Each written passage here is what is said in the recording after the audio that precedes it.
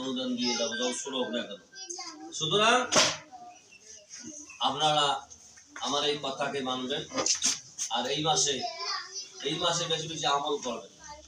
বলেন তো, এই মাসে একটা আমল বলে আমি শেষ করছি।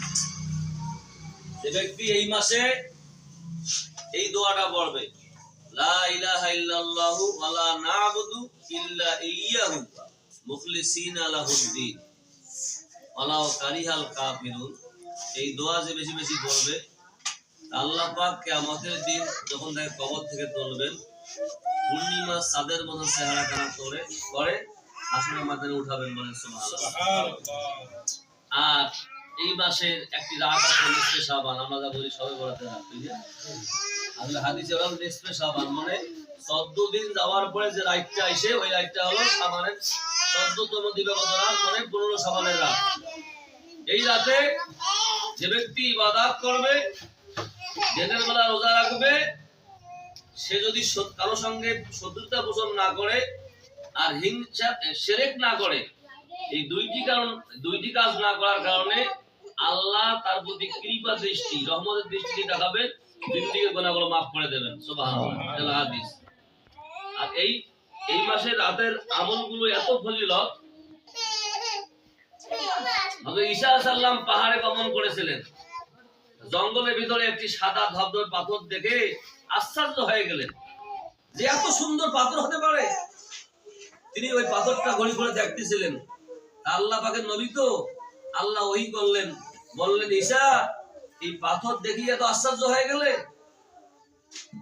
এত সুন্দর পাথর দেখি আশ্চর্য হলে, যদি আরো কিছু দেখতে চাও তাহলে এই পাথরের ভিতরে এক ব্যক্তি আছে, সে আমি আল্লাহর জিকির করে। সুবহানাল্লাহ। এত সুন্দর পাথর। তখন আল্লাহ বললেন, তোমার লাঠি দিয়ে আঘাত করো। ঈসা সালাম লাঠি দিয়ে পাথরটাকে আঘাত করলেন, পাথরটা ফেটে গেল, ভেঙে চুরমাচার হয়ে গেল। আর ভিতর থেকে একজন ইবাদতকারী আবেদ ব্যক্তি বের হলো, আর তার পাশে একটি আঙ্গুরের গাছ ছিল। তখন তিনি বললেন, আপনি এখানে কতদিন থেকে? বলে, আমি এখানে প্রায় 40,000 বছর থেকে আসি। কতদিন থেকে? 40,000 বছর থেকে আমি আসি। মানুষের হায়াত লম্বা ছিল বিধায়, তাহলে আপনি এখানে কি করেন? আমি আল্লাহ পাকের জিকির করি, আর আল্লাহ পাক আমাকে এই গাছ থেকে, আঙ্গুরের গাছ থেকে আমাকে রিজিক দেন, আমি এই রিজিকটা খাই। তখন তিনি আশ্চর্য হয়ে গেলেন যে এত ইবাদত তারা এখানে করতেছে, এত হায়াত পাইতেছে। আল্লাহ বলেন, হে ঈসা, আমার উম্মতে মুহাম্মাদি যদি নিসফে শাবানের রাতে, ওই শবে বরাত রাতে 2 রাকাত নামাজ পড়ে, তার 2 রাকাত নামাজে ওই বৃদ্ধের ইবাদতের সমান সব দান করবো। বলেন সুবহানাল্লাহ। এইজন্য